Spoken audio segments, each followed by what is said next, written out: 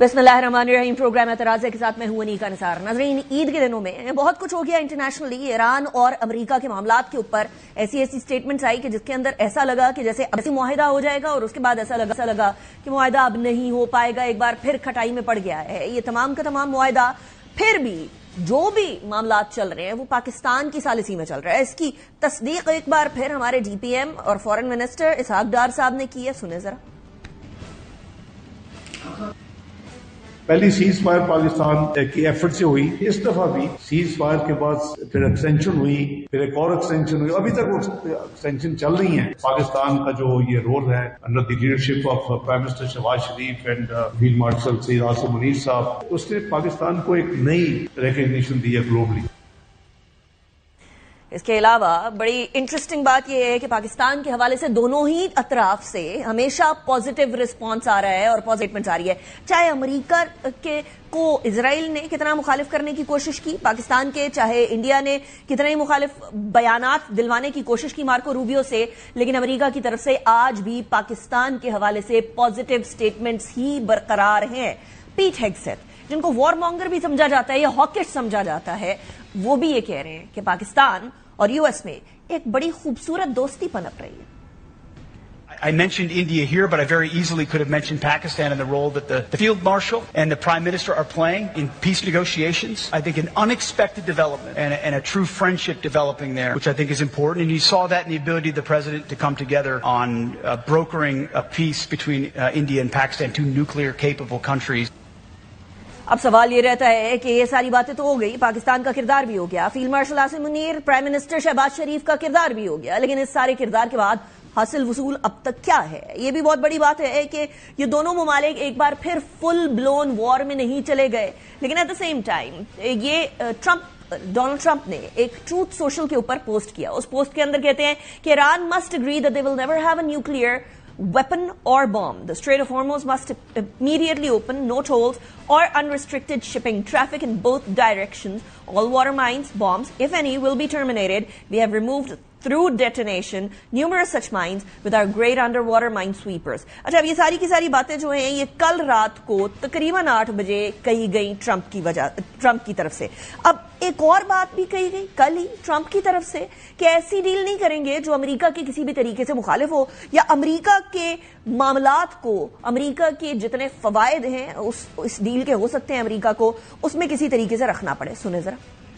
Well, a deal that wasn't going to be good for us is the line, ultimately, because, I'm playing it out, and we're going to see. That's what I do. I negotiate. They negotiate. They're very good negotiators. They're crafty. But in the end, we have all the cards because we've defeated them militarily. They left their military alone. People would be surprised to hear that. Because mistakes have been made in wars where you wipe out everybody, and then you have a country that's, for 40 years can never rebuild. You look at what happened with Iraq. We did so bad. That was such a foolish thing, what we did. Shouldn't have been there in the first place, by the way. And shouldn't have been in Iran. But Iran has the capability. If we didn't hit them with the B-2 bombers 9 months ago, they would have a nuclear weapon right now.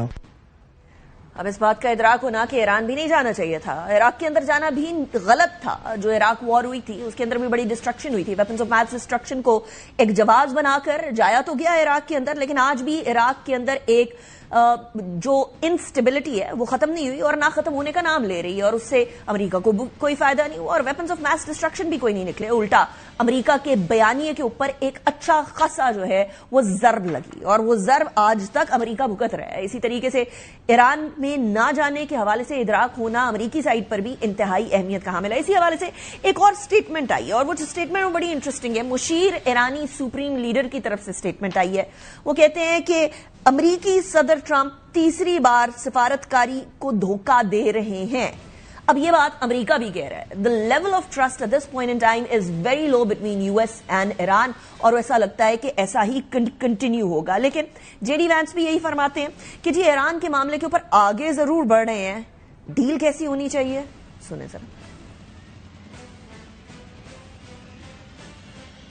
We're making some progress. Hopefully we'll continue to make progress. The president will be in a position where he can endorse the agreement. But, well, I think it's hard to say exactly when or if the president's going to sign the MOU. We're going back and forth on a couple of language points. I do think that we've made a lot of progress here. It's very clear that I think the Iranians, they want a deal, and they want to open the Straits of Hormuz. We want them to open the Straits of Hormuz. There are a couple of issues on the nuclear stuff, the highly enriched stockpile, and also the question of enrichment. So, we're going back and forth with them. We do think they're negotiating, at least so far, in good faith. अब ये सारी बातें अपनी जगह पर मौजूद। CBS news क्या कहता है, वहां के जो सेक्रेटरी खजाना है स्कॉट बेसेंट, वो क्या कहते हैं, सारी बातें मैं आपको स्लोली एंड ग्रेजुअली इसी सेगमेंट में सुनाती जाऊंगी। लेकिन अमेरिका और ईरान के बीच में मुआहदे का अभी भी इंतजार है, और इंतजार किस तरह से है। अमरीकी सदर डोनाल्ड ट्रंप ईरान के साथ जो हैं वो जंग बंदी में तोसी के बारे में हतमी फैसला करने के लिए अपने मुशीरों के साथ उन्होंने एक मीटिंग की। ये मीटिंग न्यूयॉर्क टाइम्स के मुताबिक 2 घंटे तक जारी रही, और इस हाई लेवल इजलास में ईरान के साथ जंगबंदी के मुआहदे में तोसी पर गौर किया गया। लेकिन सदर ट्रंप इस हवाले से कोई फैसला करने में नाकाम रहे। नॉट जस्ट दैट, जुम्मे को ट्रूथ सोशल पर अपनी एक पोस्ट के अंदर सदर ट्रंप ने यह बोला था कि आबनाए हुर्मुज को फौरी तौर पर बगैर किसी टोल टैक्स के मुकम्मल तौर पर खोला जाना चाहिए, ताकि जो जहाज हैं वो बिला रुकावट आगे बढ़ सके।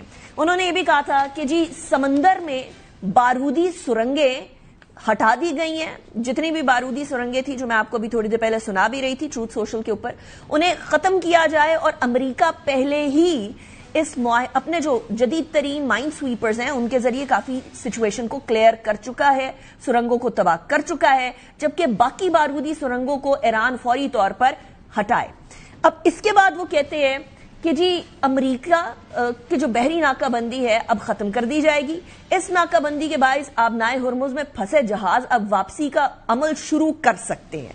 ट्रंप के बयान के मुताबिक अफसूदा जोहरी मवाद, जो कि बेसिकली हाईली इनरिच्ड यूरेनियम, जिस पे मसला हुआ है, जो गुज़श्ता बरस अमेरिका ने बमबारी करके अपने तैयारों के जरिए हमले के नतीजे के अंदर जेरे जमीन दबा दिया था, अब वो अमेरिका निकालेगा। और उनके बकौल अमेरिका जो है, चीन, ये दोनों वो वाहिद मुमालिक हैं जो इस काम में तकनीकी सलाहियत रखते हैं। यह अमल ईरान और बैनुल अक़वामी जोहरी तवानाई एजेंसी यानी IAEA के साथ करीबी ताउन से किया जाएगा और अफजूदा मवाद को मुकम्मल तौर पर तबाह कर दिया जाएगा। उन्होंने ये भी वाज़ेह किया कि ताहुक्म सानी किसी किस्म की माली अदायगी नहीं की जाएगी, जबकि दीगर कम अहम उमूर पर इत्तफाक इस टाइम पर हो चुका है। पासदाराने इनकलाब ने दावा किया है कि गुज़श्ता 24 घंटों के दौरान 24 तिजारती बहरी जहाज बाहिफाजत आबनाए हुर्मुज से गुजर चुके हैं। They have pass through the straight of Hormuz.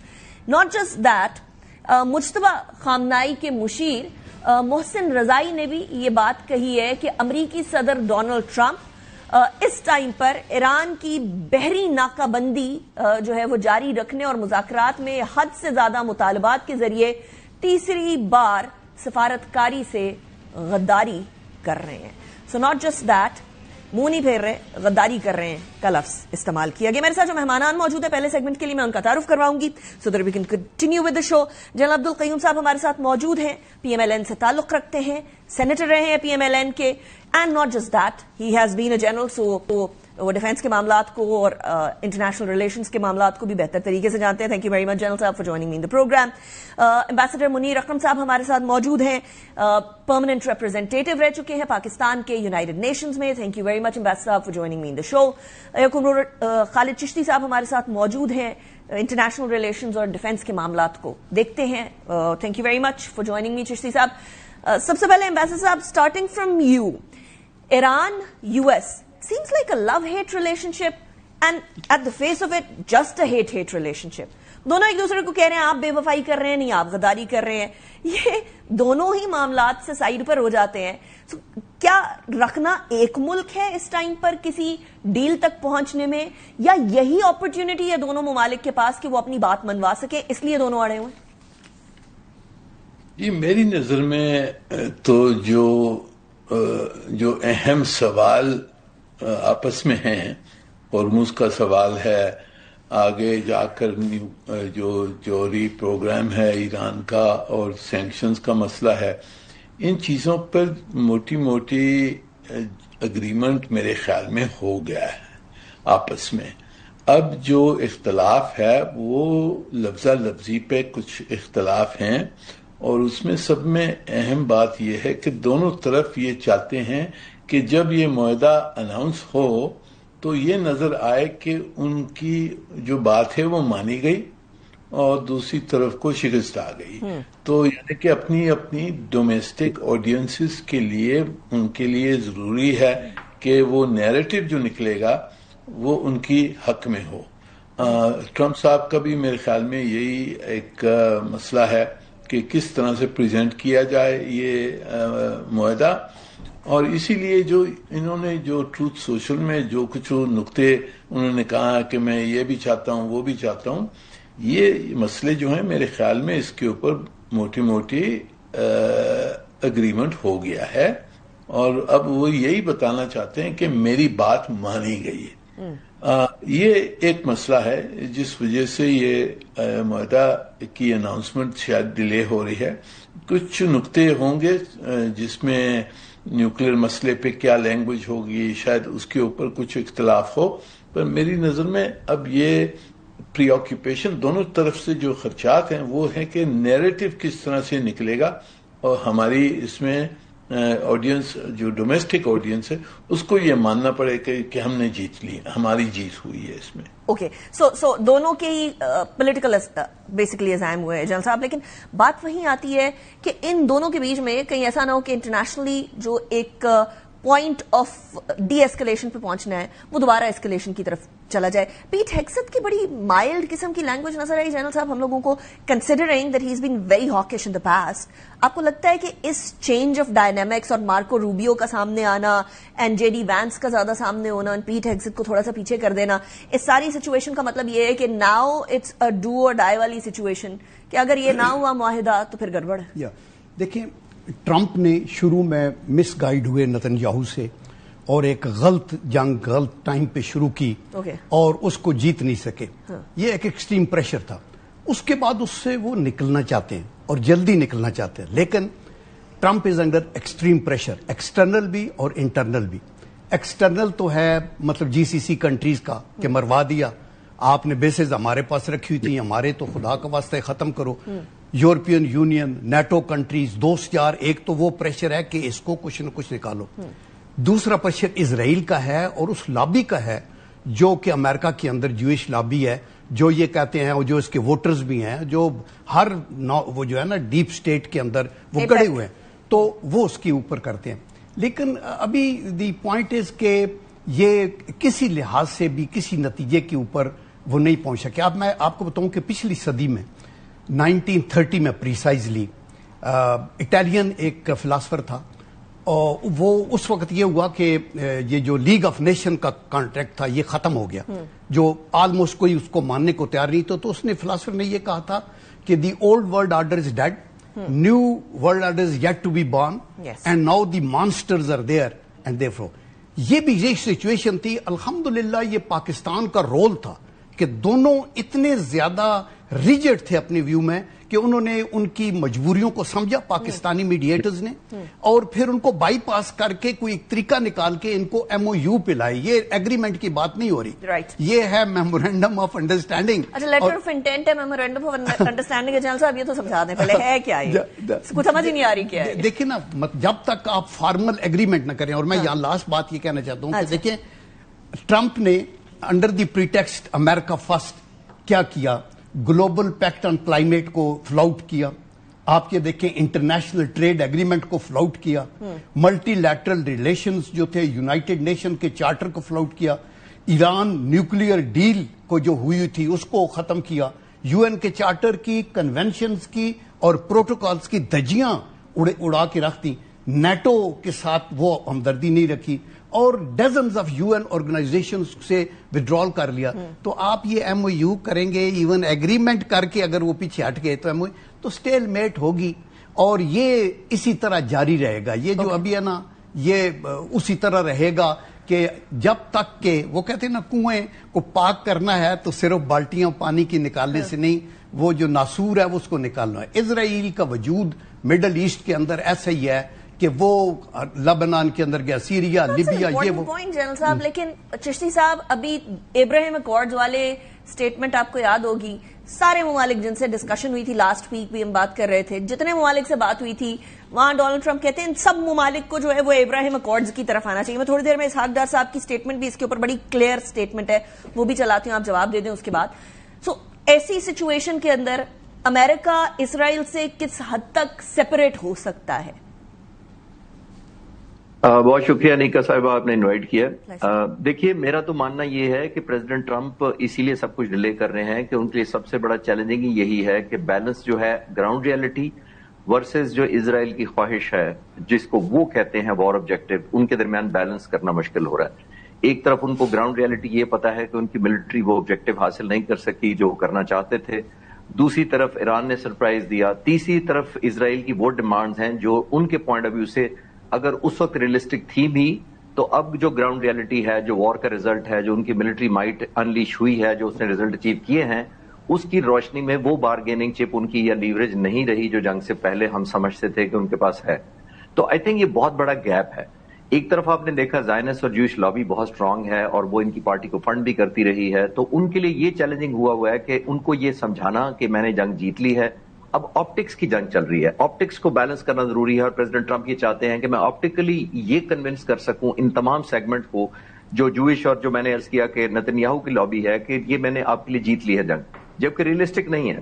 اس کی وجہ یہ ہے بنیادی طور پر کہ یہ ان کو خوش کرنا چاہتے ہیں. ابھی آپ اگر ویسٹ کا اور خاص طور پہ امریکہ کا بہت سارا میڈیا فالو کریں تو یہ جو ہاکش ہے وہاں پہ وہ یہ کہتے ہیں کہ ایسی ڈیل کرنے سے تو نہ ڈیل کرنا بہتر ہے. میں اب کلوزنگ سے پہلے اس سوال کی ایک کامنٹ کرنا چاہوں گا کہ آپ نے دیکھا پہلے کہا گیا تھا کہ لیٹر آف انٹینٹ ہوگا, پھر کہا یہ ایم او یو ہوگا, پھر انٹینٹ پہ واپس آ گئے, لیکن ایگریمنٹ کی کوئی بات نہیں کرتا. ایگریمنٹ بائنڈنگ ہوتی ہے, ایک آبلیگیشن ہوتی ہے, کوئی گواہ ہوتے ہیں, کوئی گارنٹیئرز ہوتے ہیں ایگریمنٹ کے لیے. لیکن ایم او یو جو ہوتا ہے وہ میمورینڈم آف انڈرسٹینڈنگ کا مطلب ہے وہ کسی وقت بھی مس انڈرسٹینڈنگ میں کنورٹ ہو سکتی ہے. مس انڈرسٹینڈنگ کا پھر جج اور جیوری اور ایگزیکیوشن امریکہ خود ہو سکتا ہے. شارٹ چسٹی صاحب, لیکن جے سی پی او اے بھی تو ایگریمنٹ تھا, ٹرمپ نے آ کے اس کو بھی تو اس کی بھی دھجیاں بکھیر دیں. یو این کے ساتھ بھی تو اگریمنٹ, بلکہ چارٹرز کے اوپر سائن ہوا تھا, ڈبلیو ایچ او کے ساتھ بھی سائن کیے ہوئے تھے چارٹرز کے اوپر, اینڈ ہی بیکڈ آف. تو یو ایس کے لیے اب اگریمنٹ ہو, ایم او یو ہو, فرق پڑتا ہے؟ بالکل آپ ٹھیک کہہ رہی ہیں. اور ایران کے پاس بھی سب سے بڑی پلی یہی ہے کہ وہ ٹریک ریکارڈ جب دیکھتے ہیں کہ ہم نے جو جے سی پی او 2015 میں سائن کیا تھا اور وہ 1.5 سال انٹینس مذاکرات ہوئے تھے, بیک ڈور ڈپلومیسی آلموسٹ جو ٹریک 2 ہوتی ہے وہ 5-6 سال چلی تھی, اس کے نتیجے میں انہوں نے 8 ٹن نیوکلیر انرچڈ جو ان کا مٹیریل تھا روس کے حوالے کیا تھا تھرو کیسپین سی. تو 8 ٹن کے بدلے میں اب 440 گرام تو تقریباً 18 گنا کم بنتا ہے. تو اگر یہ اس وقت دیتے ہیں تو ایران کو بھی یہ پتا ہے کہ ٹرسٹ اور نو ٹرسٹ یہ ایک آخری لیوریج ان کے پاس ہے, کیونکہ بالکل آپ نے ٹھیک کہا کہ وہ کسی بھی ایگریمنٹ کو نہیں مان رہے. لیکن اس وقت پریزنٹلی انہوں نے اسرائیلی اور جوئش لابی کو خوش کرنا ہے کہ یہ انٹینٹ ہے نمبر 1.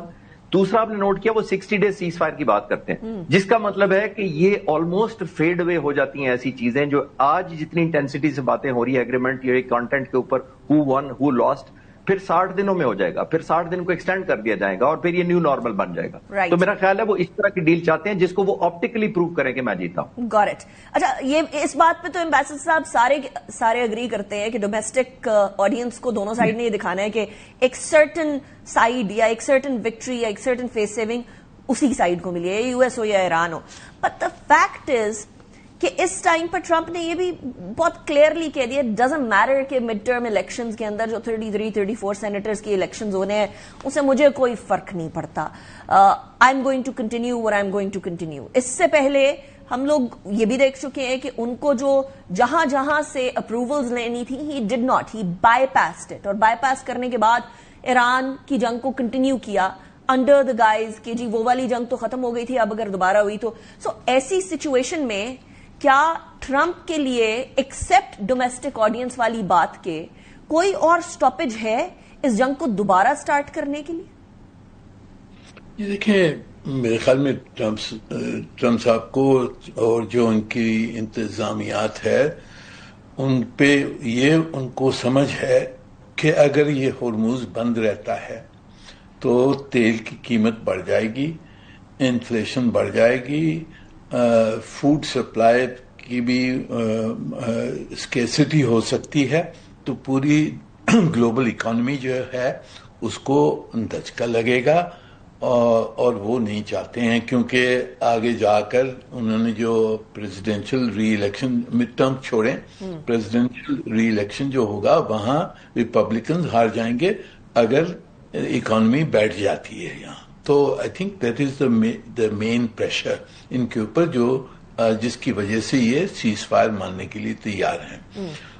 दूसरी चीज जो मिड टर्म की बात है, वो कहना तो आसान है उनके लिए कि मैं आई डोंट केयर कि मिड टर्म में क्या होगा, पर अगर यहाँ आप हकीकत देखें जो अमेरिका में वो कर रहे हैं, वो मिड टर्म के लिए तैयारी पूरी कर रहे हैं और वो उसका जो तरीका उन्होंने ढूंढा है वो एक एक कॉन्स्टिट्यूएंसी को वो जेरीमैंडर कर रहे हैं रिपब्लिकन्स, और इस तरह से ऐसी तरह से जेरीमैंडर कर रहे हैं कि उनके जो रिप्रेजेंटेटिव वो जीत जाएं। ट्रम्प साहब का अभी तक काफी असर रसूख है, उनका बेस मुकम्मिल है, पर मिड टर्म की कहना आसान है कि आई डोंट केयर, पर तैयारी पूरी है रिपब्लिकन्स की कि ये हार ना जाएं मिड टर्म्स में। राइट। सो अल्टीमेटली जनरल साहब, अगर हम कोई टाइमलाइन ड्रॉ करने की कोशिश करें, क्योंकि हम बड़े दिनों से, बड़े हफ्तों से टाइमलाइन ड्रॉ करने की कोशिश करें, पॉसिबिलिटी कोई नजर नहीं आ रही है, दोनों साइड पे बहुत अनप्रेडिक्टेबिलिटी है। Can we draw any timeline कि नहीं हफ्ता, महीना, 2 हफ्ते इसमें मामला सॉल्व हो जाएंगे? एक तो वो मिड टर्म की मैं बात कर रहा हूं, उसमें एक इम्प्लीकेशन ये भी है कि ट्रम्प इम्पीच हो सकते हैं अगर वो हार जाएंगे, तो अगर उनकी मेजॉरिटी ना रहो तो एक इस तरह का मूव भी होता है, तो ये नहीं है कि मुझे परवाह नहीं है। दूसरा, देखिए इसका टाइम लाइन देना मुश्किल इसलिए है कि कोई बैनुल अक़वामी नाम्स नहीं रहे। आप ये देखें ना कि किसी मुल्क के अंदर अगर आइन की बालादस्ती ना रहे ना, तो उस मुल्क के जो अवाम में पिस जाते हैं और हालात खराब होते हैं। बैनुल अक़वामी कानून को अगर जूती की नोक पे आप रखना, के बारे में बात कर रहे हैं, जरा मुझे क्लियर कर दिए जनरल साहब, आप पीएमएलएन से ताल्लुक रखते हैं, तो मैं इसका फायदा ये भी उठा लूंगी। आप किस मुल्क के बारे में बात कर रहे हैं? मैं वैसे पाकिस्तान के बारे में तो बात मैं पूरे दुनिया में कह रहा हूँ ना। मैं इसलिए कह रही थी, असल में असद उमर साहब वाली बात मैं बीच में डाल दूं, हालांकि हम पॉलिटिक्स पे बात नहीं कर रहे। असद उमर साहब ने बड़ी शिकायत की कि मुझे रोका गया है जीबी के इंतखाबात में पार्टिसिपेट करने से। That is a different subject, but I am not a Privi to that, मुझे नहीं पता। कैसर साहब ने आज वो प्रॉपर वो भी की है, प्रॉपर आई एम श्योर कि अदालत उसके फैसला देगी और उनको उनका राइट मिलना चाहिए। मैं तो यही कह सकता हूँ, मैं ये कहता हूँ कि किसी भी दुनिया के मुल्क के अंदर आपका कोई रूल या लॉ ना हो तो लोग पिस जाते हैं। इसी तरह बैनुल अक़वामी सतह के ऊपर अगर कानून टूट जाए तो छोटी कौमों का जिंदा रहने का हक खत्म हो जाता है। फिर यही होता है कि इंडिया पाकिस्तान पे हमला कर दिया, इजराइल ने ईरान पे हमला कर दिया, आपने वेनेजुएला के प्राइम मिनिस्टर को पकड़ा, उसकी वाइफ को भी ले गए, तो ये जंगल का कानून है ना। तो दैट इज द रीजन कि मैं ये कहता हूं कि फाइनली तो इसको अगर हालात अभी ये हैं तो nobody can predict what will happen, but one thing is sure कि straight of Hormuz long term पे बंद नहीं रह सकती, वो उसको खोलना पड़ेगा, इनको उनका नाकाबंदी खत्म करनी पड़ेगी। न्यूक्लियर पे बात होगी, ईरानियन उसके ऊपर रिजिड नहीं है। उन्होंने पहले भी ओबामा के टाइम के ऊपर एग्री किया था और उन्होंने कहा भी है कि हम बॉम्ब्स नहीं बनाना चाहते, उसके अगर कोई इंटरनेशनल गारंटी। उन्होंने कहा कि हम बॉम्ब्स नहीं बनाना चाहते, उन्होंने एग्री किया कि हम एक सर्टेन लिमिट के ऊपर यूरेनियम को एनरिच नहीं करेंगे, एंड येट जो यूरेनियम उनके पास एनरिच्ड है वो 60% के करीब है। ठीक है, तो वो तो पहले ही जेसीपीओ की खिलाफ वर्जी हो गई ना। ठीक है, तो उसका देखिए ना, उसकी बैठ के दैट इज द रीजन कि लास्ट टाइम जब ओबामा के साथ इनकी बात हुई तो दे were ready to hand it over, and now they will have to C. The other point is कि देखो इंसाफ की बात करनी चाहिए। क्या इजराइल के पास न्यूक्लियर बम नहीं है? क्या जब ये दुनिया उनके ऊपर हमले कर रही है, अभी यूक्रेनियन पछता रहे हैं कि हमने अपना न्यूक्लियर क्यों दिया, because deterrence gives you peace, right. तो that is why they say that, but under the normal circumstances जब एनपीटी पे साइन किया हुआ है तो उनकी एनरिचमेंट की जो लिमिट है उसको उनको ऑनर करना चाहिए। ओके, ठीक है, जो कि उन्होंने नहीं किया, जो उन्होंने नहीं। सो लैक ऑफ ट्रस्ट तो चिश्ती साहब दोनों तरफ से वैलिड हुआ फिर? जी ट्रस्ट डेफिसिट तो है, और आप सीरीज देखिए, खासतौर पर जो शो स्पॉयलर्स हैं यहाँ पे, आपने देखा कि इजराइल के प्राइम मिनिस्टर के दफ्तर की तरफ से इस तरह की खबरें रिलीज की जाती हैं कि नेतन्याहू ने विजिट किया यूएई का। ये ट्रस्ट डेफिसिट और क्रिएट करने की कोशिश है कि अगर एक यूएई अलहदा हुआ है जीसीसी तो उसको वापस ना जाने दिया जाए। फिर आज आपने देखा कहा जा रहा है कि यूएई ने हमला किया है ईरान पर जिसका किसी को नहीं पता है। तो ये ट्रस्ट डेफिसिट तो नजर आ रहा है मुल्कों के दरमियान, और अगर कोई नहीं भी था तो उसको क्रिएट करने की कोशिश की जा रही है। प्रेसिडेंट ट्रंप का जो पिछला ट्रैक रिकॉर्ड है वो देख लें और अमेरिका का अपना देख लें पूरा। जो आप एक क्विकली मैं 1 मिनट के अंदर आपको वियतनाम का ले चलते हैं। 1954 से 75 तक 21 साल अमेरिका ने वहां पर बमबारी की थी। किस लिए? उन्होंने कम्युनिस्ट पार्टी को टारगेट करना था और चेंज करना था। आज चेक करें किसकी हुकूमत है वहां पे, कम्युनिस्ट पार्टी की हुकूमत है। फिर तालिबान 2001 में आपने 9/11 हुआ तो अमेरिका ने कहा कि तालिबान असल में फितना है सारा, इनको तबाह करना है। फिर आज किसकी हुकूमत है, चाहे वो पसंद करें या ना करें, और किससे मुज़ाकरात किए दोहा में उन्होंने कोई 8-10 साल ताकि रिवाइव किया जाए और उनको हैंड ओवर करके फिर आगे। तो प्रेसिडेंट ट्रंप तो अपना नहीं, अमेरिका ओवरऑल ही ट्रस्ट डेफिसिट है कि जो वो कहते हैं वो करते नहीं। सद्दाम हुसैन को एलिमिनेट किया गया, आज इराकियों से पूछें वो खुशहाल हैं, लीबिया से पूछिए, सीरिया से पूछें। तो मैं कह रहा हूं कि उनका अपना ट्रैक रिकॉर्ड ट्रस्ट डेफिसिट से भरा हुआ है। जो उन्होंने कहा वो कभी किया नहीं। President Trump agrees to. अभी थोड़ी देर पहले जो मैं शॉट सुना रही थी उसके अंदर वो कह रहे थे कि इराक में जाके गलत किया, ईरान के अंदर भी जाके गलत किया, लेकिन बट वो फिर buts and ifs and buts आ जाते हैं।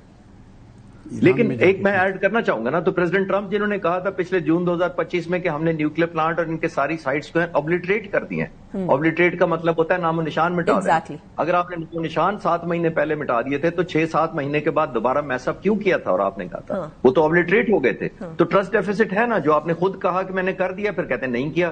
तो या दोनों में से एक बात को ओनरशिप दें कि हमने नहीं किया था उस वक्त या हमसे नहीं हुआ था। और मैंने 2025 में भी ये कहा था कि ये ऑब्लिटरेट नहीं हो सकता पॉसिबली, क्योंकि ईरान ने डे 1 से अपनी तमाम साइट्स बॉम्ब प्रूफ नहीं बनाई लेकिन बॉम्ब रेजिस्टेंट जरूर बनाई है। तो आई थिंक उनको खुद अपने बयानात को भी देखना चाहिए। राइट, चलिए लास्ट क्वेश्चन आप तीनों से एक एक करके। एम्बेसडर साहब, स्टार्टिंग फ्रॉम यू, अमरीकी साइड, ईरानियन साइड, दोनों को क्या क्या करना चाहिए और इसमें पाकिस्तान को मजीद क्या फैसिलिटेशन का किरदार अदा कर सकते हैं हम लोग? ये देखें, दोनों तरफ से मेरी नजर में के जो सब में अहम सवाल हैं उनके ऊपर मुआहदा हो गया है और पाकिस्तान ने करवाया है। और मेरे ख्याल में ये हमारी बहुत कामयाबी है। पर अब उसमें जो नुक्ते नजर आते हैं जिसकी वजह से ऐलान नहीं हो रहा है इस मुआहदे का, वो हमारे ऊपर तो नहीं है। वो दोनों तरफ को फैसला करना होगा कि किस वक्त वो ऐलान करेंगे और किस तरीके से वो करेंगे। और दोनों तरफ से एक एक अपनी अपनी नैरेटिव होगी कि हमारी जीत हो गई, हमारी कामयाबी हो गई। तो दोनों तरफ को ये दिखाना होगा। तो मसला यही है सब में अहम। अब इसलिए हमने इंतजार करना होगा। हमारी कोशिशें मेरे ख्याल में मुकम्मल हो गई हैं। हमने बहुत काम किया इसके ऊपर। अब दोनों अफ्रीकन के ऊपर है कि वो कब ऐलान कर सकते हैं। राइट, जल्द साहब सेम क्वेश्चन। विंस्टन चर्चिल ने ये कहा था कि अमेरिकन एट द एंड ठीक फैसला करते हैं लेकिन पहले सारी गलत ऑप्शंस को वो इस्तेमाल करते हैं।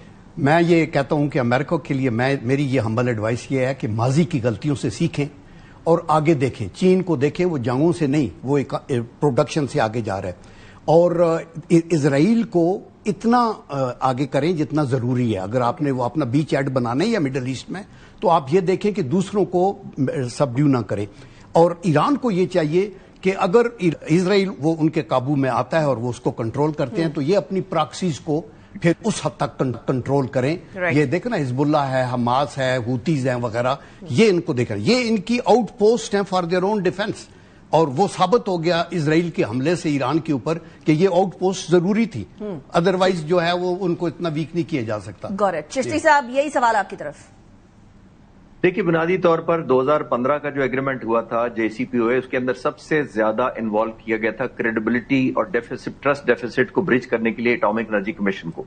उसने इंस्पेक्शन भी की 3 साल तक और कोई सीरियस ऑब्जर्वेशन नहीं की थी। आई थिंक पाकिस्तान की ये कोशिश होनी चाहिए कि ये इंटरनेशनल एटॉमिक एनर्जी कमीशन आज भी एक ऐसा इदारा है जिस पर दोनों साइडों को ट्रस्ट करना चाहिए, क्योंकि इस वक्त बोन ऑफ कंटेंशन सबसे ज्यादा न्यूक्लियराइजेशन प्रोग्राम है।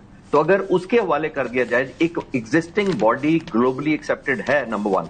और नंबर 2 पॉइंट ये है कि स्टेट ऑफ हॉर्मुज़ तो खुलना ही खुलना है, तरीकेकार पर इख्तलाफ हो सकता है। तो आई थिंक दोनों को अब कन्वर्ज करना चाहिए इस तरफ کہ ایک neutral body international atomic energy commission کو گواہ بنائیں اور اس کے ہینڈ اوور کریں کہ وہ ڈسپوز آف کریں کہ اس سارے مٹیریل کا کیا کرنا ہے, اور صرف اسٹیٹ آف ہارموز پہ بات ہونی چاہیے, وہ تو کسی وقت بھی صرف ٹرمز نیگوشیٹ ہونی ہے, بائی اینڈ لارج ان میں ایگریمنٹ ہو چکا ہے. Got it. Shishti Saab, thank you very much. General Abdul, thank you very much. Ambassador Munir Akram Saab, thank you very much for joining me in the program. اسی کے ساتھ اس segment کو wrap up کرتے ہیں and then we'll go towards the economy. Budget آنے والا ہے, کیا ہونا ہے اس کے اندر after break. Welcome back after break. نیا بجٹ آنے والا ہے اور نئے بجٹ سے پہلے خبریں گردش کرنے لگی ہیں کہ نئے بجٹ کے اندر ٹیکسز بڑھنے والے ہیں. کہاں کہاں ٹیکسز بڑھنے والے ہیں؟ اس جگہ پر بھی ٹیکس بڑھنے والا ہے جس جگہ کو یا جس شعبے کو کسی زمانے میں پی ایم ایل این نے سب سے زیادہ پروموٹ کیا تھا 2013 کے اندر. جب پی ایم ایل این کی گورنمنٹ آئی تھی تو روشن پاکستان کا ایک سلوگن لے کر آئی تھی اور اس سلوگن کے اندر سولر پینلز کو بہت زیادہ انکریج کیا گیا تھا. لیکن اب کیا ہونے والا ہے؟ ذرائع کے مطابق آئی ایم ایف نے یہ کہا ہے کہ جی الیکٹرک اور ہائیبرڈ گاڑیاں جو کہ اس ٹائم پر انوائرمنٹ کے لیے اچھی ہیں ان سمیت سولر پینل کو بھی اشرافیہ کی ضرورت قرار دے دی ہے.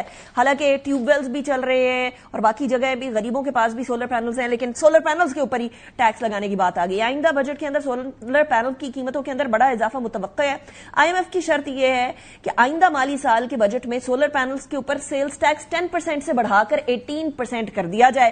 ذرائع کے مطابق آئی ایم ایف نے ٹیکس چھوٹ دینے سے انکار کرتے ہوئے ای ویز کو یعنی الیکٹرک وہیکلز پر جنرل سیلز ٹیکس 1% سے بڑھا کر 18% کرنے کی تجویز دے دی ہے. اسی طرح ہائیبرڈ گاڑیوں پر ٹیکس 8% سے بڑھا کر 18% کرنے کی بھی سفارش سامنے آ گئی ہے. قومی اسمبلی اور سینٹ کے اندر بجٹ اجلاس 5 جون کو طلب کر لیے گئے, ڈفرنٹ ٹائمنگز پہ, بٹ 5 جون کو. وفاقی کابینہ کا خصوصی اجلاس بھی 5 جون کو ہی ہوگا. رواں مالی سال کا جو قومی اقتصادی سروے ہے, وہ جو اکنامک سروے جس کو کہا جاتا ہے, وہ 4 جون کو جاری کر دیا جائے گا. حکومت نے ملازمین اور پینشنرز کو مہنگائی کے تناسب سے ریلیف دینے کا عندیہ بھی دے دیا ہے. سرکاری ملازمین کی تنخواہیں اور پینشن میں 100% تک اضافے کا مطالبہ رکھا گیا تھا. مانا جاتا ہے یا نہیں مانا جاتا, دیٹس اے ڈفرنٹ تھنگ. نئے بجٹ کے اندر تنخواہ دار طبقے کے لیے ایک نہیں بلکہ 2 خوشخبریاں دینے کے امکان ہے. اب امکان میں اس لیے کہہ رہی ہوں کیونکہ اینڈ تک پتہ نہیں ہوتا کہ کیا ہونا ہے. ذرائع نے ARY نیوز کو بتایا ہے کہ بجٹ میں سرکاری ملازمین کی تنخواہوں میں تقریباً 10% اضافے کی تجویز زیر غور ہے اور پینشنرز کو ریلیف دینے کے لیے مختلف تجاویز تیار کی جا رہی ہیں. ان کے اندر 4 ایڈ ہاک الاؤنسز میں سے ایک کو بنیادی تنخواہ میں ضم کرنے کی بھی تجویز دی گئی ہے. ناٹ جسٹ دیٹ, ذرائع نے یہ بھی بتایا ہے کہ ماہانہ 1 سے 2 لاکھ روپے آمدن والے طبقے کو ریلیف دینے کی تجویز دی گئی ہے جو سیلریڈ کلاس ہے. سالانہ 12 سے 22 لاکھ روپے تنخواہ لینے والے افراد کے لیے انکم ٹیکس کے اندر کمی کی بھی توقع کی جا رہی ہے. بجٹ کے اندر خوراک اور روزمرہ ضروری اشیاء اس کے اوپر بھاری ٹیکس برقرار رہے گا. تو کھانے پینے کے اندر کوئی گڑبڑ, وہ جو کمی ہے وہ نہیں آئے گی, گڑبڑی رہے گی. دستاویز کے مطابق چینی پر 20% کسٹم ڈیوٹی اور 4% اضافی ڈیوٹی کی وصولی جاری رہے گی. گھی, کوکنگ آئل, پتی, چینی, خشک دودھ, بجلی اور گیس پر بھی 18% سیلز ٹیکس نافذ رہے گا. سو یہ سچویشن ہے. میرے ساتھ جو مہمانان موجود ہیں میں ان کا تعارف کرواتی ہوں. ڈاکٹر فاروق سلیم صاحب ہمارے ساتھ موجود ہیں, very well known economist. Thank you very much for joining me in the programme. Similarly ایک اور well known economist doctor Abid Suleri sahib بھی ہمارے ساتھ موجود ہیں. Thank you very much doctor Abid Suleri sahib for joining me in the programme. Doctor Farooq Saleem, starting from you, کہ کسی زمانے میں پی ایم ایل این کہتی تھی کہ ہم لوگوں کو سولرائزیشن, گرین انرجی کی طرف جانا ہے, اور اب یہی پی ایم ایل این ہے جو کہ اس کو اشرافیہ کی ضرورت قرار دے رہی ہے. Does it make sense to you? دیکھیے انیکا, کوئی 193 ممالک ہیں یونائٹڈ نیشنز کے ممبرز, اور ان میں سے 192 ممالک ایسے ہیں جو متبادل انرجی ہے, جس میں سولر ہے, جس میں ونڈ ہے, جس میں نیوکلیئر ہے, وہ اس کی حوصلہ افزائی کر رہے ہیں. اور ایک ممبر ملک یونائٹڈ نیشن کا ایسا ہے جس کا نام پاکستان ہے جو حوصلہ شکنی کر رہا ہے. تو اگر یا تو 192 ممالک کی جو پالیسیز ہیں وہ غلط ہیں, ان کی سوچ غلط ہے, اور یا پھر پاکستان کی سوچ غلط ہے. اور اندازہ ہم لگا سکتے ہیں کہ کس کی سوچ غلط ہے, بلکہ اندازہ کیا لگا سکتے ہیں ڈاکٹر عابد سلیری, اس بار جب یو ایس اور ایران کی ٹاکس کروا رہے تھے ہم, اور اس سارے تناظر کے اندر جو پیٹرولیم مصنوعات کی قیمتیں بڑھی ہیں, اس کے اندر ایک چیز تھی جس نے ہمیں کشن فراہم کیا تھا, اور وہ یہ تھا کہ بڑے پیمانے پہ سولر پینلز نصب کیے گئے ہیں عوام کی طرف سے. یعنی عوام نے حکومت کا ایک بہت بڑا مسئلہ امپورٹ بل والا حل کر دیا تھا, and we were not that affected جتنا پورے دنیا کے اندر پرابلم ہو رہا تھا. سو ایسی چیز جو کہ ہم لوگوں کو اس طرح کے کرائسس میں بچا رہی ہے, اس کے اوپر انٹرنیشنل میڈیا سٹوریز کر رہا ہے کہ پاکستان کے اندر دیکھیں عوام نے مل کے کیا کیا ہے, ہم اس کو ڈسکریج کرنے جا رہے ہیں, وہ بھی IMF کے کہنے میں. IMF تو نہیں چاہے گا کہ ہم لوگ ایسی سچویشن پہ آئیں کہ ہم کبھی قرضہ ہی نہ لیں, ان کا تو بزنس ہی قرضہ دینا ہے. تو why don't we think on our own? جی بہت شکریہ. دیکھیے اس وقت 4 ممالک ایسے ہیں جہاں پہ کہ سولر پینلز پہ ٹیرف جو ہے وہ بڑھایا جا رہا ہے. ساؤتھ افریقہ جو ہے وہاں پہ ہے 10% امپورٹ ڈیوٹی ہے. برازیل جو ہے, برازیل نے 20% امپورٹ ڈیوٹی اس پہ عائد کر رکھی ہے, اور نائجیریا ہے. اب جب IMF اور پاکستان کی بات چیت ہو رہی ہے تو اس میں سولر پینل جو ہے بذات خود وہ ایشو نہیں ہے. ایشو جو ہے وہ ہے کیپیسٹی پیمنٹ چارجز, جو کہ حکومت پاکستان میں اور مختلف سکسیسو گورنمنٹس نے جو IPPs کے ساتھ ایگریمنٹ کیے, اس کے نتیجے میں جو کیپیسٹی پیمنٹ چارجز جو بڑھتے چلے جا رہے ہیں ان کو کسی نہ کسی طریقے سے سیٹ آف کرنا ہے. جب ہم ساؤتھ افریقہ کو دیکھتے ہیں تو وہاں بھی تقریباً یہی ایشو آ رہا ہے کہ ان کی گرڈ کی کنیکٹیوٹی جو ہے وہ نہیں ہے سولر پینل کے ساتھ. اسی طرح سے نائجیریا کو دیکھتے ہیں تو وہاں بھی ایگزیکٹلی یہ ایشو ہے. اور اس کے مقابلے میں اسپین جیسے ملک کو دیکھیے جو کہ یورپ کا ایک ٹھنڈا ملک گنا جاتا ہے, گو کہ میڈیٹرینین پہ ہے, لیکن سردیوں میں وہاں پہ اچھی خاصی سردی پڑتی ہے. اس کی تقریباً 90% ضروریات جو ہیں اس وقت وہ سولر سے پوری ہو رہی ہیں, اور انہوں نے اپنے گرڈ کو چونکہ امپروو کر رکھا ہے, گرڈ کنیکٹیوٹی بہتر بنا رکھی ہے. تو اس وقت IMF اور حکومت پاکستان کی نیگوشیشن میں یہ نہیں کہ IMF یہ کہہ رہی ہے کہ آپ سولر سے بجلی نہ بنائیں, IMF یہ کہہ رہی ہے کہ آپ نے اپنے کیپیسٹی پیمنٹ چارجز, یعنی اگر آپ گرڈ سے بجلی نہیں خریدیں گے تو آپ کو جو IPPs کو رقم واپس کرنی ہے وہ کہاں سے پوری کریں گے, لہذا سولر پہ ٹیکس لگایا جائے, اس پہ GST لگایا جائے. اور اس تناظر میں ہم اس کو دیکھ رہے ہیں. تو مسئلہ ہماری انرجی پالیسی میں ہے, مسئلہ IPPs کے ساتھ نیگوشیشن میں ہے, مسئلہ سولر پینلز کا نہیں ہے. اور حکومت جو ہے یا کوئی بھی اس وقت سین شخص جو ہے وہ یہ نہیں کہہ سکتا کہ جی جو سولر کوئی پرابلم ہے یا وہ روٹ کاز ہے کسی پریشانی کی. جب یہ بات ہو رہی تھی کہ شاید لوگ جو ہے وہ اپ ڈیٹ جانا شروع کر دیں گے, جب نیٹ میٹر ریورس کرنے کا جب بات شروع ہوئی, اب اس پہ جن لوگوں نے چونکہ پہلے سولر لگا رکھے تھے ان کے ساتھ گورنمنٹ نے کانٹریکٹ کیا تھا, وہ یہ کہنے بالکل حق بجانب ہے کہ جی کانٹریکٹ کی روح سے آپ ہمارے ٹیرف جو ہیں آپ ان کو چینج نہیں کر سکتے, جو بھی اس میں متعین تھے. تو اب اگر اس کو چینج کیا جاتا تو حکومت کو یقین تھا کہ لوگ بیٹریز لگا لیں گے اور وہ بالکل اپ ڈیٹ ہو جائیں گے. سو اب جو ایک اس نپٹنے کا طریقہ ہے وہ یہی نکالا گیا ہے سولر پینل کے اوپر اور EVs کے اوپر ہی جو ہے وہ ٹیکس لگا دیا جائے. ڈاکٹر فاروق سلیم صاحب, تو مسئلہ جو اشرافیہ کی ریکوائرمنٹ بولا جا رہا ہے وہ سولر پینلز یا EVs تو نہ ہوئے, اشرافیہ کی ریکوائرمنٹ تو کیپیسٹی سرچارج ہوا. کیونکہ ذرا فہرست نکالیں تو جتنے بھی IPPs ہیں جو پاکستان والے ہیں وہ تو سارے اشرافیہ کے ہیں, اس کے اندر تو کوئی عام شہری نہیں ہے, کوئی ایسا شخص نہیں ہے جو ایک عام آدمی ہو جس کی IPPs ہوں. تو ان اشرافیہ کو کیٹر ٹو کرنے کے لیے ایک عام شہری جو کہ ایک ٹیوب ویل لگا رہا ہے یا کوئی آن گریڈ اپنے گھر کے اوپر سولر لگا رہا ہے یا whoever it is, لوگ بڑی جمع پونجی اکٹھی کر کے سولر پینلز لگا رہے ہیں, ان کو کیوں سفر کرایا جائے؟ وہ اشرافیہ IPPs والی کدھر؟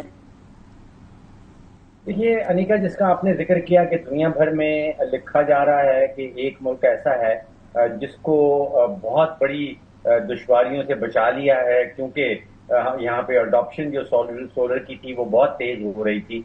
تو آپ سوچئے کہ جو اڈاپشن پاکستان میں ہوئی ہے, جس طرح سولر پینلز لگے ہیں, یہ حکومتی پالیسی کے نتیجے میں نہیں لگے, یہ حکومتی پالیسی کے باوجود لگے. اب جو کیپیسٹی پیمنٹ کا ذکر کیا جا رہا ہے, بھارت جو ہے وہ بھی تیل اور گیس وہیں سے خریدتا ہے جہاں سے پاکستان خریدتا ہے, بنگلہ دیش بھی تیل اور گیس وہیں سے خریدتا ہے جہاں سے پاکستان خریدتا ہے. ان دونوں ممالک میں تو کیپیسٹی پیمنٹ کا کوئی ایشو نہیں ہے, نہ ہی گیس کے ایشو میں نہ ہی گیس کے سیکٹر میں کوئی ایشو ہے, نہ ہی بجلی کے سیکٹر میں کوئی ایشو ہے. تو ایشو تو پاکستان کے اندر ہے. اب اگر 10 سے 11 روپے کاسٹ کر رہی ہے سولر کی بجلی اور حکومت پاکستان ہمیں 50-55 روپے کی دے گی تو ظاہری بات ہے کہ everyone want to go کہ ہمیں وہ 10-11 روپے کی ملے. اب حکومت پاکستان کو یہ سوچنا ہے کہ کیا سولر جو ہے وہ اس کا دشمن ہے یا سولر کا وہ اتحادی بننا چاہتا ہے یا سولر کو اپنا اتحادی بنانا ہے. تو یہ نسخہ جو ہے اس میں کوئی سوچ بچار کی بات نہیں ہے. سولر کو اپنا اتحادی بنانا بہتر ہے بجائے اس کے کہ سولر کو ہم اپنا دشمن قرار دیں. اور جو کمزوریاں کیپیسٹی پیمنٹ کی انفیشنسیز حکومت کی ہیں اس کا ذمہ دار جو ہے وہ ہم سولر کے اوپر سولر کو بنا دیں. یہ تو چوائس تو میں سمجھتا ہوں کہ بڑی کلیئر کٹ ہے. جو حکومت کیوں نہیں کر پا رہی ہے, ابھی آئی پی پیز کا ذکر کیا جاتا ہے. آئی پی پیز دیکھیے تقریباً 40 سے 45% آئی پی پیز تو حکومت پاکستان کی اپنی ہیں اور تقریباً 40% آئی پی پیز جو ہیں وہ سی پیک کے پروجیکٹ کے نیچے ہیں. جو نجی آئی پی پیز ہیں وہ تو کوئی 15-20% سے زیادہ نہیں ہے اس ملک کے اندر. تو بجائے اس کے کہ مسائل کا حل ڈھونڈا جائے, یہاں پہ جو انفیشنسیز کا, جو حکومت کی کمزوریوں کا بوجھ ہے وہ سولر والوں کے اوپر یا سولر پینل کے اوپر ڈالا جا رہا ہے. اور ایک اور بوجھ ڈاکٹر عابد سلیری صاحب, وہ ہے اشیاء خورنوش, گھی, تیل, خشک دودھ, ان کے اوپر 18% سیلز ٹیکس اور اس کے بعد پھر کہا جانا کہ ہم ریلیف دینا چاہ رہے ہیں عوام کو. سو انڈائریکٹ ٹیکسز اتنے زیادہ لگا دیے. ہم ایک مسلمان اسٹیٹ ہیں, ایک مسلمان اسٹیٹ ہونے کی حیثیت سے ہمیں تو سیونگز کے ٹیکس کی طرف جانا چاہیے نا. یا ریٹیلرز کو آپ نہیں انڈر ٹیکس نیٹ صحیح سے لے سکے, ٹیکس نیٹ کو آپ بڑھا نہیں سکے, لیکن آپ وہ چیزیں جو کہ بیسک نیسیسٹیز ہیں, جو کہ بچوں کے استعمال کرنے کا خوش دودھ, گھی اینڈ تیل, جو کہ پتی, جو کہ نارمل انسان استعمال کرتا ہے, غریب انسان استعمال کرتا ہے, آپ اس کے اوپر سیلز ٹیکس 18% رکھ رہے ہیں. یہ سینس بنتی ہے؟ جی بالکل, اس پر میں آتا ہوں. میں صرف آپ کا پچھلے والا جو کوشچن تھا اس میں صرف ایک چیز ایڈ کر دوں ناظرین کے لیے کہ اچھی بات یہ ہے کہ یہ ٹیکس اگر لگ بھی جاتا, مجھے نہیں پتا کہ ابھی 18 لگتا ہے کہ نہیں, لیکن ہو سکتا ہے کہ حکومت یہاں پہ ریزسٹ کرے, لیکن اگر لگ بھی جاتا ہے تو چائنا میں اس وقت سولر پینلز کی قیمتیں بڑی تیزی سے نیچے آ رہی ہیں. وہاں پہ چونکہ یو کے میں یورپ میں اور کینیڈا امریکہ میں وہ ریسٹرکشنز اور ٹیرف زیادہ ہونے کی وجہ سے اب وہ ساری اپنی جو سپلائی ہے گرین ٹیکنالوجی وہ ڈیولپنگ کنٹریز میں سیل کر رہے ہیں. تو وہاں پہ گلٹ آنے کی وجہ سے سپلائی گلٹ جو قیمتیں ہیں وہ نیچے آ رہی ہیں. تو امید یہ کی جاتی ہے کہ اگر یہ ٹیکس لگ بھی جاتا ہے تو جو ایگزسٹنگ ریٹ ہے مارکیٹ میں تقریباً وہی ریٹ پریویل کر رہا ہوگا. یہ تو چائنا کی کمال ہوا نا, ہمارا تو کوئی کمال نہیں ہوا. ہاں, یہ تو ہے کہ امپورٹر کا کو جو ہے اب دیکھنا ہوگا کہ وہ فائدہ حکومت کیسے اس کو پہنچاتی ہے کنزیومر کو. آپ کی جو بات اشیاء خورنوش کے بارے میں ہے, دیکھیے سیلز ٹیکس کی یا ویلیو ایڈڈ ٹیکس کی جو ایک جسٹیفیکیشن ہوتی ہے وہ یہ ہوتی ہے کہ میں اپنی جتنی بھی کنزمپشن کر رہا ہوں اس کے بعد میں وہ سارے اپنی انوائسز جو ہیں وہ رکھتا جاؤں اور اینڈ پہ میں اپنے انکم ٹیکس میں اس کو ایڈجسٹ کر رہا ہوں. باقی جس دنیا میں جہاں پہ بھی ترقی یافتہ ممالک میں ڈاکومنٹڈ اکانومی میں یہاں پہ یہ ویٹ یا ویلیو ایڈڈ ٹیکس دیا جاتا ہے, وہاں پہ جو ٹیکس پیئر ہوتے ہیں وہ بتاتے ہیں کہ جی یہ میری اشیاء ضروریات تھی جس پہ میں نے یہ ٹیکس دے چکا ہوں آلریڈی ویٹ کی شکل میں, اور اس کو ویٹ ریفنڈ جو ہے وہ اسٹیٹ کی طرف سے مل رہا ہوتا ہے. اب ہمارے ہاں جو پالیسی کا ایک کمپوننٹ جو ہے وہ تو امپلیمنٹ کیا جا رہا ہے, لیکن جو دوسرا کمپوننٹ ہے یعنی اگر میں ہاسپٹل میں جا کے وہاں پہ خرچہ کرتا ہوں, میں میڈیسنز لیتا ہوں, میں بچوں کو اسکول پڑھا رہا ہوں, میں جو بھی جو ہے وہ تمام کام جو کہ اسٹیٹ کے کرنے اگر میں ان پہ خرچ کر رہا ہوں اس پہ میں ویلیو ایڈڈ یا جی ایس ٹی بھی دے رہا ہوں, تو پھر as a matter of principle مجھے ان میں سے کچھ چیزوں کو اپنے ایکسپینس میں کلیم کرنے کی اجازت ہونی چاہیے کہ جی میں بتاؤں اپنا ٹیکس دیتے ہوئے کہ یہ میرے وہ ایکسپینس تھے جو کہ ناگزیر تھے, اس میں اگر کوئی ایکسپینس کر رہا ہوں تو وہ تو آپ روکے. لیکن چونکہ ہم ڈائریکٹ ٹیکس جو ہے وہ لینے میں ناکام رہے ہیں اور یہ اگین کسی ایک تو ہم انڈائریکٹ ٹیکس لگائی جاتے ہیں اور اپنی خانہ پوری کرنے کی کوشش کرتے ہیں, وہ جو ایف بی آر کی کوتاہی ہوتی ہے اس کی طرف جاتے ہیں. لیکن doctor Farooq Saleem sahib, same question to you, 35%, 30%, 40% taxes ان ممالک کے اندر ہوتے ہیں جہاں ہیلتھ بھی فری ہوتی ہے, پھر ایجوکیشن بھی فری ہوتی ہے, پھر اور بہت سارے معاملات فری ہوتے ہیں, لیکن یہاں پاکستان کے اندر بھی ٹیکس اتنا ہی لیا جا رہا ہے, but we are unable to provide those services. دیکھیے میں یہ سمجھتا ہوں کہ پاکستان میں ٹیکس کا کوئی پرابلم ہی نہیں. جس تیزی سے ٹیکس کلیکٹ کیا گیا ہے پچھلے 20 سالوں میں، آپ اندازہ کریں کہ تقریباً 19-20 سال پرانا بجٹ نکال کے دیکھیں، اس میں حکومت نے جو حد رکھا تھا ایف پی آر کے لیے وہ 1000 ارب کا تھا. اب ہمیں حکومت خود سے بتا رہی ہے کہ 14,000 ارب جو ہے وہ اکٹھا کر لیا گیا ہے. حکومت کا کون سا ایسا ڈپارٹمنٹ ہے جس کی کارکردگی ایف پی آر جیسی ہو کہ پچھلے تقریباً 19-20 سالوں میں 1,000 ارب سے ہم پہنچ گئے 14,000 ارب پہ. تو میں یہ سمجھتا ہوں کہ اصل مسئلہ جو ہے وہ حکومتی نقصانات اور حکومتی اخراجات کا ہے. اصل مسئلہ ٹیکس کا نہیں ہے. پاکستان کا ہر بچہ، بوڑھا، مرد اور عورت جو ہے وہ ٹیکس نیٹ میں آلریڈی شامل ہے. اور اگر نہیں ہے، اور اگر کوئی آپ کو ٹیکس نہیں دے پا رہا تو آپ ان کو CNIC کنیکٹ کر دیں این ٹی این کی جگہ. آپ لوگ یہ بھول جائیں کہ جی ریٹیلرز کو ہم نہیں لے پا رہے، ایگریکلچر کو نہیں لے پا رہے. Everybody is at least giving indirect tax. Doctor Farooq Saleem sahib, doctor Abid Saleh sahib, thank you very much for joining programme. Break کی طرف جائیں گے. بریک کے بعد کراچی کے اندر ایک ٹسل چل رہی ہے. کیا چل رہی ہے؟ بریک کے بعد بات کرتے ہیں.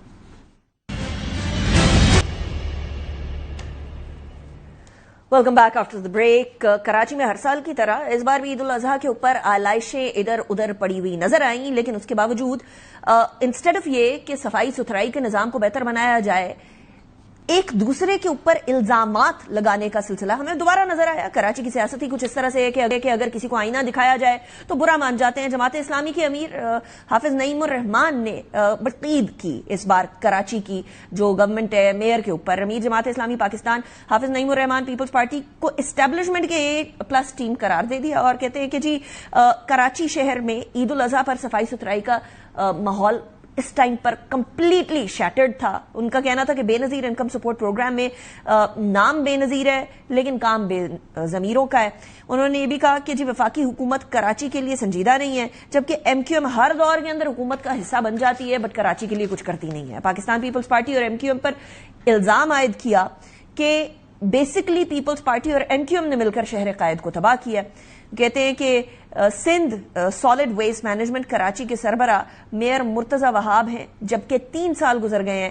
سندھ سالڈ ویسٹ مینجمنٹ اور واٹر بورڈ جو ہے اس کا نظام پرانا ہی چل رہا ہے، 3 سال کے اندر کچھ تبدیل نہیں ہوا. اس سے پہلے مرتضی وہاب نے یہ بیان دیا تھا کہ میں توقع کر رہا تھا کہ امیر جماعت اسلامی حافظ نعیم الرحمان کراچی کے مختلف علاقوں کا دورہ کریں گے، لیکن منافقت کی کوئی دوائی نہیں ہے.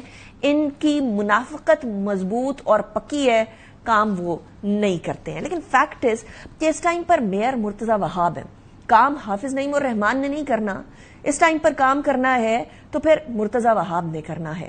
پاکستان پیپلز پارٹی نے کراچی کو کلین اینڈ نیٹ بنانے کا اور عید الاضحیٰ کے اوپر ایک طرف پنجاب کے اندر ستھرا پنجاب چل رہا تھا، دوسری طرف جو ہے وہ کراچی کے اندر ہم لوگوں کو آلائشوں کے مناظر نظر آ رہے تھے. کب تک اس طرح سے ہر سال ہوتا رہے گا؟ ہر کسی کو پتا ہوتا ہے عید الاضحیٰ ہے، ہر کسی کو پتا ہوتا ہے سامان کیا ہونا ہے اور تیاری کیا ہونی چاہیے، بٹ نہیں ہو پایا. خیر اسی پوائنٹ کے اوپر انیکا نثار کو اجازت دیجیے. انشاءاللہ we'll see you tomorrow. Take good care of yourself. اللہ حافظ.